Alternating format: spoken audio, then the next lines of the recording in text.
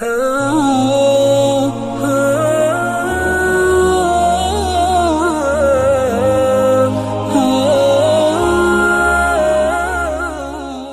کے نیچے سبسکرائب کے بٹن پہ کلک کریں، بیل کے آئیکن پہ کلک کیجئے تاکہ ہر نئی ویڈیو کی نوٹیفیکیشن آپ کو ملے۔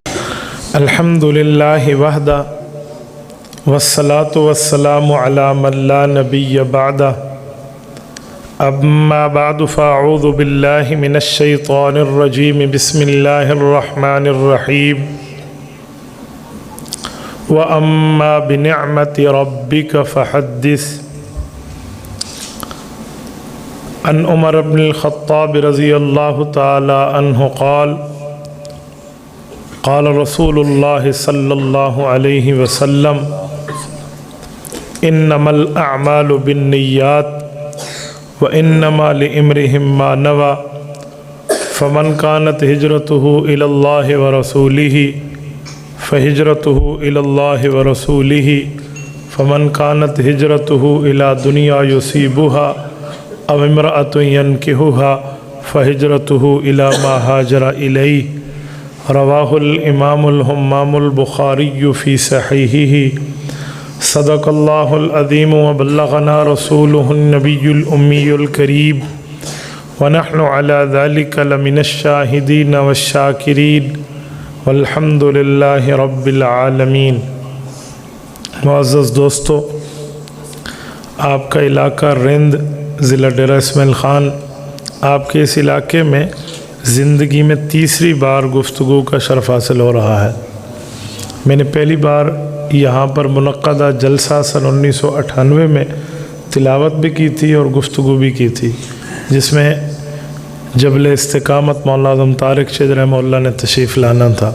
اس کے بعد یہ آپ کی جہاں قریب ہے جھوک موہانہ، پچھلے سال میرا وہاں آنا ہوا اور آج ایک بار پھر اللہ پاک نے یہاں پہنچا دیا۔ اردو سمجھتے ہیں آپ لوگ؟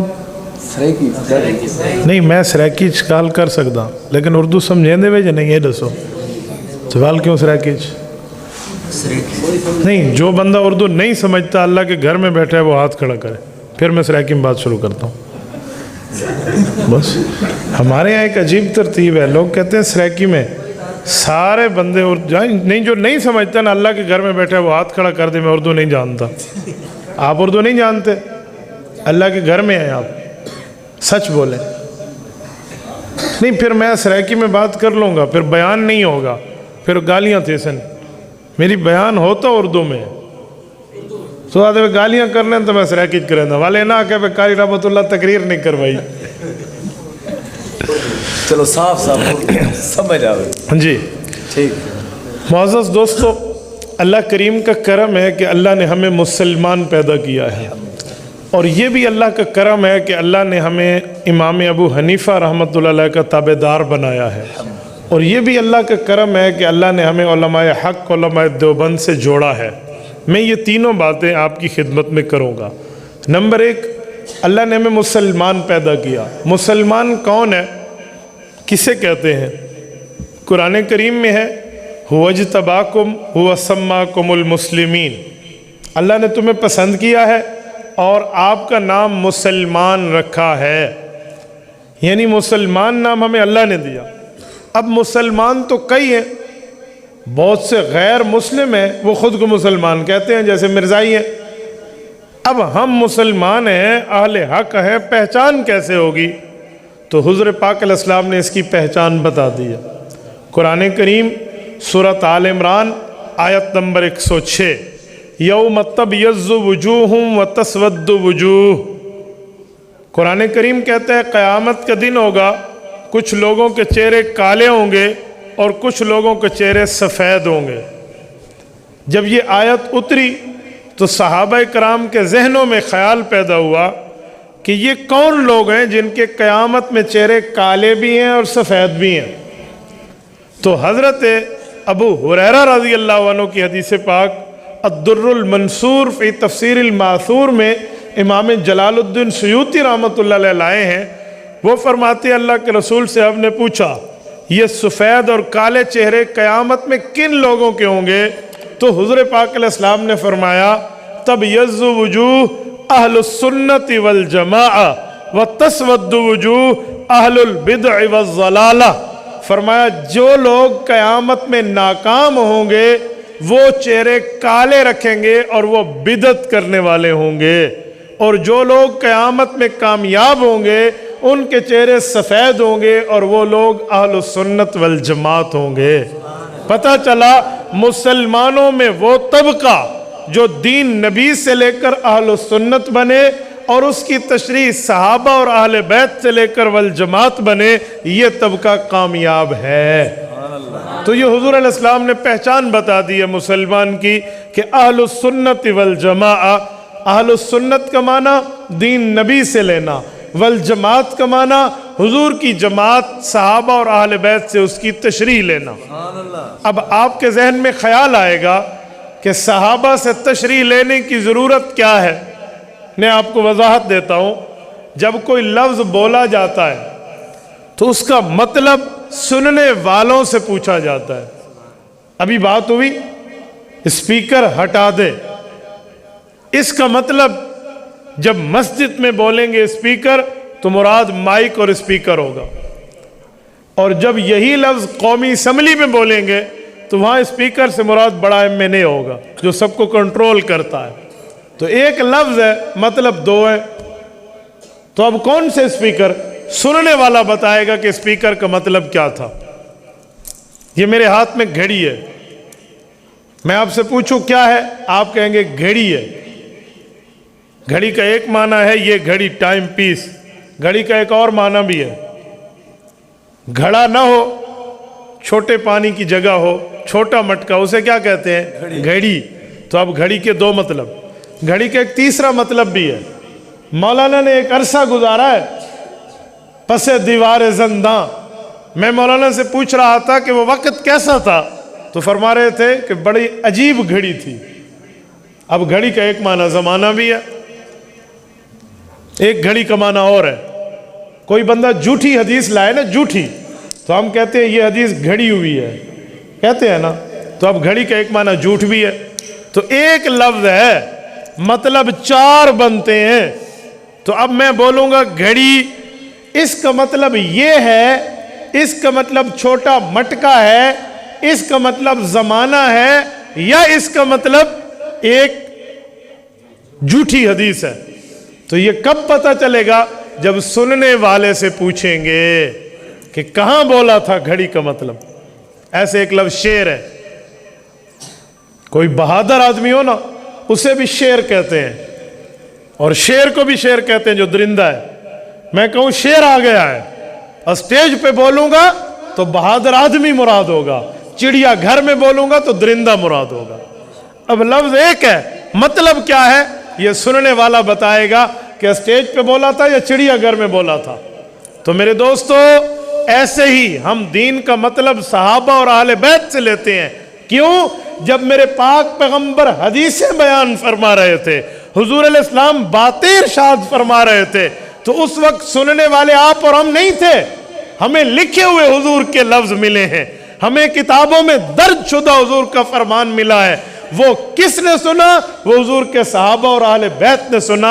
इसीलिए हम अहलो सुन्नत है, दीन नबी से लेंगे, वल जमात है, तशरीह इस तबके से लेंगे कि उन्होंने हुजूर की बात सुनी है। अब कौन से लफ्ज का मतलब क्या है ये हुजूर की जमात बताएगी। तो हम मुसलमान हैं, कामयाब अहलो सुन्नत वल जमात हैं। नंबर 2, अल्लाह ने हमें इमाम अबू हनीफा से जोड़ा। हम खुद को हनफी कहते हैं, हमारे मस्जिदों पे लिखा होता है हनफी देवबंदी। हनफी का मतलब क्या है? सुनो, हुजूर अलैहिस्सलाम पर दीन उतरा, सहाबा ने दीन फैलाया, सहाबा कराम के शागिर्दों ने दीन लिखवाया और उम्मत तक पहुंचाया। तो जिन लोगों ने सबसे पहले सहाबा के बाद उनसे सुन के, पढ़ के, समझ के दीन फैलाने में लिखवाया है, उस शख्स का नाम इमाम आज़म अबू हनीफा है। क्यों? इमाम अबू हनीफा सहाबा के शागिर्द हैं। ये वो शख्स हैं जो सहाबा के दौर में सन 80 हिजरी में पैदा हुए। इमाम अबू हनीफा ने 30 साल कम अज कम सहाबा का ज़माना पाया है। किस किस सहाबी से पढ़ा है मैं नाम बताए देता हूँ, आप दिल की तख्ती पे तावीज़ बना के लिख लें। मकानतुल इमाम अबी हनीफा फिल हदीस में मौजूद है। हमारे इमाम ने हज़रत अनस इब्न मालिक रज़ी अल्लाह अन्हु से पढ़ा है। हज़रत अनस इब्न मालिक सहाबी हैं। इमाम अबू हनीफा ने अब्दुल्ला इब्न उनैस रज़ी अल्लाह अन्हु से पढ़ा है, ये पैगंबर के सहाबी हैं। इमाम अबू हनीफा ने हज़रत वासिलत इब्नुल अस्क़ा रज़ी अल्लाह अन्हु से पढ़ा है, ये हुज़ूर पाक के सहाबी हैं। इमाम अबू हनीफा ने हज़रत अब्दुल्ला इब्न हारिस इब्न जज़ अज़्ज़ुबैदी रज़ी अल्लाह अन्हु से पढ़ा है, ये हुज़ूर पाक के सहाबी हैं। इमाम अबू हनीफा ने हज़रत अब्दुल्ला बिन हबीबा रज़ी अल्लाह अन्हु से पढ़ा है, ये हुज़ूर पाक अलैहिस्सलाम के सहाबी हैं। हज़रत इमाम आज़म अबू हनीफा रहमतुल्लाह अलैह ने हज़रत जाबिर इब्न अब्दुल्ला रज़ी अल्लाह अन्हु से पढ़ा है, ये हुजूर के सहाबी हैं। हज़रत इमाम आज़म अबू हनीफा रहमतुल्लाह अलैह ने हज़रत बिलाल इब्न हारिस अल मुज़नी रज़ी अल्लाह अन्हु से पढ़ा है, ये हुजूर पाक के सहाबी हैं। हज़रत इमाम अबू हनीफा रहमतुल्लाह ने हज़रत आयशा बिनते हजरत रज़ी अल्लाह अन्हा से पढ़ा है, ये हुजूर पाक की सहाबियाँ हैं। ये 8 सहाबा इमाम अबू हनीफा के हदीस में उस्ताद हैं।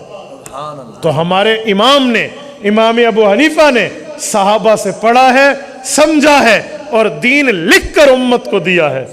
एक बंदा मुझे कहने लगा, मौलाना एक बात पूछूं? मैंने कहा जी पूछे। कहते हैं आप लोग फ़िक़्ह हनफी मानते हैं? मैंने कहा जी हाँ। कहते हैं इस फ़िक़्ह का नाम हनफी क्यों है? अगर ये दीन की बात थी तो इसका नाम होता फ़िक़्ह पैगम्बरी, इसका नाम होता फ़िक़्ह रसूली, इसका नाम होता फ़िक़्ह मोहम्मदी। आप अबू हनीफा से निस्बत क्यों करते हैं? मैंने कहा सुनो, इमाम अबू हनीफा वो हैं जो इस दीन को लिखने वाले हैं, इसीलिए उनका नाम लिया जाता है। कहते मुझे समझ नहीं आई। मैंने कहा मैं समझाता हूँ। ये इसमें पानी है, ये पानी आपको कहाँ से मिला है? बोलिए कहाँ से मिला है पानी? घड़े से। तो ये घड़े का पानी है। ये क्यों कहते हैं घड़े का पानी है? कोई कहता है नलके का पानी है, कोई कहता है मोटर का पानी है, कोई कहता है नहर का पानी है, तालाब का पानी है, बारिश का पानी है, कुएं का पानी है। क्यों? पानी किसका है? पानी तो अल्लाह का है। व अंज़लना मिनस समाए मा, पानी अल्लाह का है। क्यों कहते हो घड़े का है? क्यों कहते हो तालाब का है? क्यों कहते हो बारिश का है? क्यों कहते हो नहर का है? इसीलिए पानी अल्लाह का है। घड़े में होगा, निकालेंगे घड़े का पानी, नलके से निकलेगा नलके का पानी, नहर से निकलेगा नहर का पानी, बारिश से आसमान से आएगा बारिश का पानी, कुएं से निकालेंगे कुएं का पानी। पानी अल्लाह का है। इनके नाम क्यों दिए? इन्होंने निकाल के दिया है। मैंने कहा हदीस की फ़िक़्ह हुजूर अलैहिस्सलाम की है, लेकिन अबू हनीफा ने लिख कर उम्मत को दिया है, तो फ़िक़्ह हनफी कहते हैं। तो हम इमाम अबू हनीफा से जुड़े। और हमारे इमाम अबू हनीफा रहमतुल्लाह अलैह बहुत बड़े आलिम थे। एक बार इमाम अबू हनीफा रहमतुल्लाह अलैह ने फतवा दिया कि जब नमाज पढ़ो तो एक काम जहन में रखो, मुक्तदी सुबहानक अल्लाहुम्मा पढ़ के चुप हो जाएगा। मुक्तदी ने आगे कुरान नहीं पढ़ना, कुरान इमाम ने पढ़ना है। और ये बात ठीक है, मुक्तदी कुरान नहीं पढ़ता, ये याद रखो। मुक्तदी सिर्फ सुबहानक अल्लाहुम्मा पढ़ता है। औज़ु बिल्लाह बिस्मिल्लाह उसके बाद मुक्तदी के ज़िम्मे नहीं है, क्योंकि औज़ु बिल्लाह बिस्मिल्लाह तो वो पढ़ेगा जहाँ कुरान पढ़ना होवे। मुक्तदी ने तो कुरान पढ़ना नहीं है, तो औज़ु बिल्लाह बिस्मिल्लाह क्यों पढ़ेगा? वो सुबहानक अल्लाहुम्मा के बाद चुप हो जाएगा। आगे इमाम कुरान पढ़ेगा। इमाम अबू हनीफा ने इस पर दलील दी कि हमारे पाक नबी सल्लल्लाहु अलैहि वसल्लम ने फरमाया है, मन कान लहू इमामुन फ़क़िराअतुल इमाम लहू क़िराअह, कि इमाम पढ़ेगा मुक्तदी की तरफ से हो जाएगा। कुछ लोगों के जहन में ख्याल आया कि यार ये कैसे हो सकता है?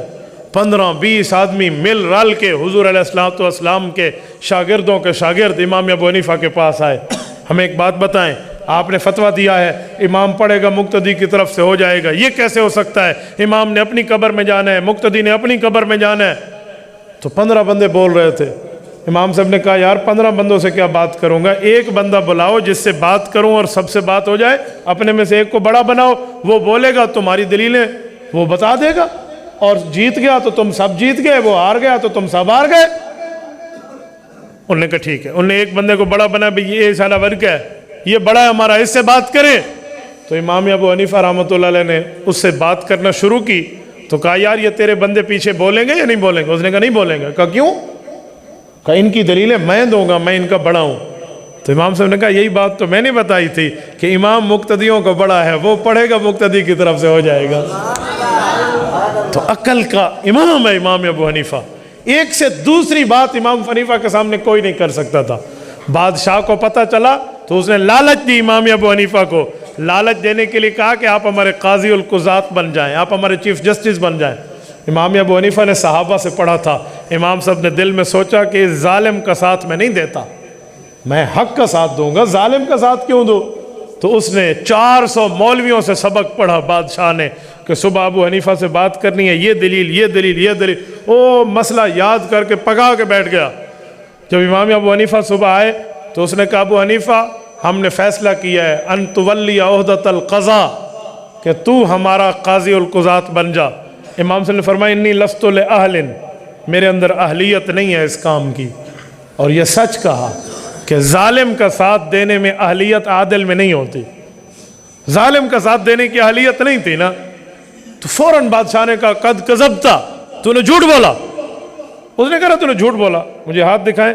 امام ابو حنیفہ نے یوں ہاتھ پکڑ لیا، انہوں نے کہا بادشاہ سلامت، دو باتیں ہیں، اگر میں نے جھوٹ بولا ہے تو جھوٹا بندہ قاضی نہیں بنتا، اور اگر آپ نے جھوٹ بولا ہے تو پھر جھوٹے آدمی کو بڑا بھی نہیں بننا چاہیے، تم بھی حکومت سے استعفیٰ دو۔ اب بتاؤ تم نے جھوٹ بولا ہے یا میں نے جھوٹ بولا ہے؟ وہاں کہ گھر لگا وان جان چھوڑ، تو میری حکومت کو کھا ویسے، یعنی دلیل کی دنیا کا بادشاہ ہے امام ابو حنیفہ۔ تو اس وجہ سے ہم اپنے آپ کو اہل سنت والجماعت کے بعد کیا کہتے ہیں؟ حنفی۔ نمبر 3 ہماری نسبت علماء دیوبند سے۔ تو دیوبند والوں نے کیا کیا؟ ہم خود کو دیوبندی کیوں بنیاد پر کہتے ہیں؟ سنو، جو اللہ نے دین اتارا حضور علیہ السلام نے سنایا، صحابہ نے پھیلایا، ابو حنیفہ نے لکھوایا، تو دیوبند والوں نے کیا کیا؟ جب وہ دین جو عرب میں اترا سرزمین برصغیر پاک و ہند میں آیا تو بر صغیر میں کچھ لوگوں نے دین میں کمی کی، کچھ نے اضافہ کیا، کچھ نے دین بڑھایا، کچھ نے دین گھٹایا۔ تو جو علماء دیوبند ہیں نا، انہوں نے نہ دین گھٹایا نہ دین بڑھایا، بلکہ اصلی شکل میں دین امت کو سنایا اور بتایا۔ تو دیوبندی کا معنی خالص دین پھیلانے اور بتانے والا، دیوبندی کا معنی اصلی دین سمجھانے والا، نہ ہم دین کو گھٹانے والے ہیں نہ بڑھانے والے ہیں۔ اور کمال ان علماء دیوبند کی ہے، اللہ نے علماء دیوبند کو صحابہ کی اولادوں میں پیدا کیا ہے۔ آپ کہیں گے کیسے؟ علماء دیوبند کے 4 علماء کا نام لیتا ہوں جو علماء دیوبند کی اساس سمجھے جاتے ہیں۔ قاسم العلوم والخیرات، بانی دارالعلوم دیوبند، حجت الاسلام والمسلمین، حضرت امام مولانا محمد قاسم نانوتوی، اللہ اس کی قبر پہ کروڑوں اربوں رحمتیں نازل فرمائے۔ نمبر 2 حضرت حکیم الامت مجدد الملت مولانا اشرف علی تھانوی، اللہ اس کی قبر پہ کروڑوں اربوں رحمتیں نازل فرمائے۔ نمبر 3 علامہ شبیر احمد عثمانی، مولانا عزیز الرحمن عثمانی، مولانا ظفر احمد عثمانی رحمہم اللہ، یہ علماء دیوبند کی ریڑھ کی ہڈی سمجھے جاتے ہیں، اللہ ان کی قبروں پہ کروڑوں اربوں رحمتیں نازل فرمائے۔ نمبر 4 پہ شیخ العرب والعجم مولانا سید حسین احمد مدنی، مولانا انور شاہ کاشمیری، مولانا سید اصغر حسین دیوبندی، مولانا سید مرتضی حسن چاند پوری رحمہم اللہ، اللہ ان کی قبروں پہ بھی کروڑوں اربوں رحمتیں نازل فرمائے۔ یہ 4 صحابہ کی اولادیں ہیں۔ آپ کہیں گے کیسے؟ ان کی سوانح حیات میں لکھا ہوا ہے، حضرت مولانا قاسم نانوتوی حضرت ابوبکر صدیق کی اولاد ہیں، صدیقی ہیں، صدیقی نسل سے ہیں حضرت مولانا قاسم نانوتوی، اور یہ دارالعلوم دیوبند میں بنیاد ہے۔ جیسے صحابہ کی خلافت کی بنیاد ابو بکر ہے، ویسے دارالعلوم دیوبند کی علمی بنیاد ابو بکر کی اولاد ہے۔ اس کے بعد مولانا اشرف علی تھانوی نسباً فاروقی ہیں، ان کی سوانح حیات میں لکھا ہے یہ حضرت عمر فاروق رضی اللہ عنہ کی نسل ہے، بنو عدی خاندان سے تعلق ہے اور حضرت عمر فاروق کی اولاد ہے۔ تو مولانا اشرف علی تھانوی رحمۃ اللہ علیہ حضرت عمر کی اولاد ہے۔ نمبر 3 مولانا ظفر احمد عثمانی، شبیر احمد عثمانی، عزیز الرحمن عثمانی رحمہم اللہ، یہ مفتی محمد شفیع عثمانی جو نسل آ رہی ہے مفتی تقی عثمانی دامت برکاتہم تک، یہ حضرت عثمان غنی کی اولاد ہے، حضرت عثمان غنی کی نسل ہیں۔ اور مولانا انور شاہ کاشمیری سید ہیں، مولانا مرتضی حسن چاند پوری سید ہیں، مولانا اصغر حسین دیوبندی سید ہیں، اور مولانا سید حسین احمد مدنی تو ہیں ہی سید، یہ چاروں حضرت علی کی اولاد ہیں اور علماء دیوبند میں موجود ہیں۔ میں کہتا ہوں اس دور میں دین کو چمکایا تھا خلفائے راشدین حضرت ابوبکر، عمر، عثمان و حیدر رضی اللہ عنہم نے، اس دور میں دین کو چمکایا ان کی اولاد علماء دیوبند نے۔ اور سنیں، صحابہ کے مقابلے میں بھی دنیا کفر کی طاقتیں نہیں ٹھہر سکی تھی، علماء حق علماء دیوبند کے مقابلے میں بھی کوئی طاقت نہیں ٹھہر سکے گی۔ اور دیوبندی جب ایک بات پر فیصلہ کر لے، وہ اصول کی بنیاد پر فیصلہ کر لے، کوئی طاقت اسے پیچھے ہٹا نہیں سکتی۔ اللہ نے ہمیں قائد ملت اسلامیہ حضرت مولانا فضل الرحمان کی شکل میں ایک ہیرا عطا فرمایا ہے، قدر کرو اس شخص کی۔ آج پوری حکومت ملتان میں ایک طرف ہے، مفتی محمود کا لخت جگر ایک طرف ہے، اور اس نے منوا کے دکھایا ہے دیوبندی طاقت کہتے کسے ہیں۔ آپ پڑھ لینا کل کے معاملات میں، قلعہ قاسم کوہنہ میں کیا اس شخص نے آج کردار۔ حقیقت کی ایک بات کرتا ہوں، زندگی میں قدر کرنا سیکھو۔ موت کے بعد تو دشمن بھی رو پڑتا ہے، جنازہ اٹھے تو دشمن بھی بول پڑتا ہے۔ ہم وہ لوگ ہیں، ہم زندوں کی قدر نہیں کرتے۔ میں کہتا ہوں سنو، زندہ رہے تو جینے کی سزا دیتی ہے دنیا، مر جائے تو بڑھ جاتی ہے انسان کی قیمت۔ آج مفتی محمود کہاں سے لاؤ گے؟ آج عطا اللہ شاہ بخاری کہاں سے لاؤ گے؟ آج غلام غوث ہزاروی کہاں سے لاؤ گے؟ اسی پر اکتفا کر لو، یہ انہی کا وارث ہے، اسی پر اکتفا کر لو۔ میں ایک جملہ کہتا ہوں سنو، ہم نہ اکابر پرست ہیں نہ مقابر پرست ہیں، ہم زندگی میں قدر کریں گے، موت کے بعد اس کے مشن کو لے کر چلیں گے۔ میرے دوستو، اللہ نے علماء دیوبند کو جو چیزیں عطا فرمائی ہیں، اس جیسی چیزیں کہیں نہیں ہیں۔ اسی لیے کہتے ہیں دیوبند کی فطرت میں قدرت نے لچک دی ہے، اتنا ہی ابھرے گا جتنا کہ دباؤ گے۔ دیوبند کی قیمت کو ترازو میں نہ تول، یہ تو ہر دور میں انمول رہا ہے، اس کا مول نہیں لگ سکتا۔ میرے دوستو، یہ تین چیزیں ہماری نسبتیں ہیں، اس پر اللہ کا شکر بھی کریں اور اس اللہ رب العزت کے اس انعام پر فخر بھی کریں کہ اللہ نے ہمیں عطا فرمایا۔ اور اس کے ساتھ میں ایک بات آپ مسلمانوں سے کہوں گا، اللہ نے مسلمان بنایا، اہل سنت والجماعت بنایا، صحابہ اہل بیت کا محب حبدار بنایا، امام ابو حنیفہ کا تابعدار بنایا، اور علماء دیوبند کے معاملے میں ہمیں دین کا چوکیدار بنایا۔ تو ہمیں غیرت، ہمت سے کام لینا چاہیے، ہم اپنی زندگیوں کو اپنے نبی کے احکامات سے زندہ کریں۔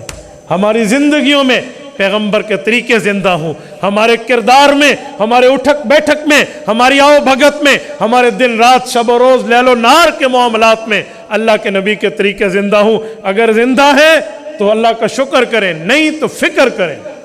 میرے دوستو، میں ایک بات بڑے درد دل سے کہتا ہوں، جب بندہ دنیا سے جائے گا نا تو یہ لباس اتر جائے گا، یہ پگڑیاں اتار لی جائیں گی، یہ ٹوپیاں اتار لی جائیں گی، یہ جرابیں اتار لی جائیں گی، یہ گھڑیاں اتار لی جائیں گی۔ ایک کفن ملے گا، ایک کفن، 3 کپڑوں پر مشتمل مرد کو، 5 کپڑوں پر مشتمل عورت کو، یہ کفن ملے گا، وہ قبر میں جائے گا۔ مجھے بتائیں قبر میں ہم اپنے مسلمان ہونے کا پہچان، حضور کی سنت کا اہتمام کیسے بتائیں گے؟ یہ اپنے چہرے پر سجی ہوئی سنت رسول، یہ داڑھی مبارک واحد سنت ہے جو بندے کے ساتھ اس کی قبر میں جائے گی۔ یہ یاد رکھو، میں کسی بھائی پر اعتراض نہیں کرتا، نہ اسے نیچا دکھاتا ہوں، نہ اسے تانا دیتا ہوں، نہ شرمندہ کرتا ہوں، نہ اس پر اعتراض اور تنقید کرتا ہوں۔ میں اللہ کے لیے گزارش کرتا ہوں، درخواست کرتا ہوں، ریکویسٹ کرتا ہوں، میں عاجزی کے ساتھ ایک عرض کرتا ہوں، اپنی شکلوں کو اپنے نبی کے طریقے جیسا بناؤ۔ یہ واحد سنت ہے۔ اور سنیں، یہ وہ سنت ہے جس کے لیے حدیث پاک ہے، سبحان من زین الرجال باللحا وسبحان من زین النساء بالقرون۔ کچھ اللہ کے فرشتے ہیں جو آسمانوں میں تسبیح کرتے ہیں۔ وہ تسبیح کیا ہے؟ وہ تسبیح یہ ہے، میرے مولا تو پاک ہے ہر شرک سے، تو پاک ہے ہر شریک سے، تو توحید کے قابل وحدہ الا شریک ہے، ہم تیری تسبیح کرتے ہیں۔ کیوں؟ تو نے مرد کو حسن دیا ہے داڑھی کے ساتھ، عورت کو حسن دیا ہے سر کے بالوں کے ساتھ۔ آج اللہ بھاویں او زمانہ آ گیا ہے جو رن سر دے وال کپا کے تے جنا داڑھی منا کے خوشتیاں کھڑوتا ہے۔ ہم گر گئے ہیں، ہم اپنے نہج سے اتر گئے ہیں۔ سنو، وہ کہتے ہیں نا، وہ گوادی ہم نے میراث جو اسلاف سے پائی تھی، سریا نے زمین پر آسمان سے ہم کو دے مارا۔ آج ہمارا وہ حالت ہو چکی ہے، ان حالات سے ہم گزر رہے ہیں۔ مسلمانوں میرے بھائیوں اللہ کے لیے خود بھی دین پڑھو, اپنی اولادوں کو بھی دین پڑھاؤ, خود بھی دین سمجھو, اپنی نسلوں کو بھی دین پڑھاؤ, اپنے بچوں کو بھی اور اپنی بچیوں کو بھی. آج یہ بھی تو بیٹھے ہیں نا, مولانا عنایت اللہ بیٹھے ہیں, مولانا رحمہ اللہ بیٹھے, جتنے بندے بیٹھے یہ لوگ بھی تو ہیں نا, انہوں کو بھی تو کسی نے دین پڑھایا ہے نا. آج یہ سبب بنے آپ کے اور میری ملاقات کا, آج یہ مسجد سبب بنی ہے ہماری گفتگو کا, ہمارے ملنے کا. اس کی وجہ دین ہونی چاہیے, دین ہونا چاہیے. دین دین خدا کی قسم, دین وہ کتاب ہے جو مرنے کے بعد ایصال ثواب قبر تک پہنچا دیتی ہے. میں اسکول کالج کا مخالف نہیں ہوں, لیکن کبھی میں نے نہیں دیکھا کوئی فوت ہوا ہو پیچھے مشرتی علوم پڑھ کے ایصال ثواب کریں, ڈبل میتھ اسٹیٹ پڑھ کے ایصال ثواب کر لیں, انگلش کی دا پرل پڑھ کے ایصال ثواب کریں, کیمسٹری پڑھ کے ایصال ثواب کریں, بیالوجی پڑھ کے ایصال ثواب کریں. جی نہیں پڑھیں گے. کیا پڑھیں گے؟ امریکہ میں اگر بندہ بھی مسلمان بیٹھا ہوگا وہ فون کر کے کہا کہ قاری صاحب بچوں کو کہو سورۃ یاسین پڑھیں اور میرے ابو کو بھیج دیں. یہ وہ علم ہے, یہ وہ طاقت ہے, یہ وہ دین ہے جو اس جہان میں بھی پہنچتا ہے, اس جہان میں بھی پہنچتا ہے. میرے دوستو یہ بات یاد رکھنا کہ ہمیں دین سے جڑنا ہوگا تو کامیابی ملے گی. اگر ہم دین سے نہیں جڑیں گے کوئی کامیابی نہیں. اور نمازوں کی پابندی ہونی چاہیے. یاد رکھیں نماز میں کوئی سستی نہ ہو. میں ایک آپ کو تسبیح بتاتا ہوں, وَإِن مِّن شَيْءٍ إِلَّا يُسَبِّحُ بِحَمْدِهِ. قرآن کہتے ہیں ہر چیز اللہ کی تسبیح کرتی ہے. ہمارے علماء نے تسبیح لکھی ہے جن پر رب نے کھولا ہے کہ جانور بھی اللہ کی تسبیح کرتے ہیں. ایک گاہ مانج تے بکری بھی اللہ دی تسبیح کریں دی ہے, ایک کھرکا گھوڑا تے کتا بھی اللہ دی تسبیح کریں دے. وہ کیویں کریں دے, وہ کیسے کرتے ہیں, یہ میرے اللہ کے علم میں. اور کچھ لوگوں نے تو الفاظ بھی لکھے ہیں کہ گدھے کی تسبیح ہے وَيَقُولُ الْحِمَارُ الْحَمْدُ لِلَّهِ الَّذِي جَعَلَنِي حِمَارًا وَلَمْ يَجْعَلْنِي كَلْبًا. وہ کہتا ہے اللہ تیرا کرم ہے تو نے مجھے گدھا بنایا, کتا نہیں بنایا. اور کتا کہتا ہے وَيَقُولُ الْكَلْبُ الْحَمْدُ لِلَّهِ الَّذِي جَعَلَنِي كَلْبًا وَلَمْ يَجْعَلْنِي خِنْزِيرًا. اللہ تیرا شکر تو نے مجھے کتا بنایا, خنزیر نہیں بنایا. اور خنزیر نے تو اخیر کر دی ہے. وہ کہتا ہے الحمدللہ الذی جعلنی خنزیرا ولم یجعلنی تارک الصلاۃ. رب تیرا شکر تو نے مجھے خنزیر بنایا, بے نمازی نہیں بنایا. ہن اسا اپنے میں گریبان وچ دیکھ کے تے بوتھے تے شیشے کو دیکھ کے تے فیصلہ کرو جا میں ایسا کتھا کھڑوتے ہیں, کہاں ٹھہرے ہیں ہم. آج ہماری نہ نماز ہے, نہ ہمارا روزہ ہے, نہ ہمارے دینی معاملات ہیں, نہ ہماری شکل اللہ کے نبی جیسی ہے, نہ ہماری عقل اللہ کے نبی جیسی ہے, نہ ہمارا تہذیب و تمدن ہے. تو پھر ہم کس چیز کے مسلمان ہیں, کس چیز کے مسلمان ہیں, کس چیز کا مسلمان ہے ایک بندہ؟ کچھ بھی نہ ہو, اللہ دے نام تے وعدے تے بیٹھے ہیں, بے مسلمان بیٹھے ہیں. میرے دوستو صحابہ نے گردنیں کٹائیاں تو آج ہم تک کلمہ پہنچا ہے. اہل بیت کی قربانیاں تو ہم تک دین پہنچا ہے. تو ہمیں بھی کچھ شرم اور حیا اور غیرت کے ساتھ اس دین کو سینے سے لگا کر عمل کرنا چاہیے. کریں گے انشاءاللہ. اللہ آپ کو رحم صراط مستقیم عطا فرمائے. اقول قولی ھذا واستغفر اللہ وآخر دعوانا ان الحمد للہ رب العالمین.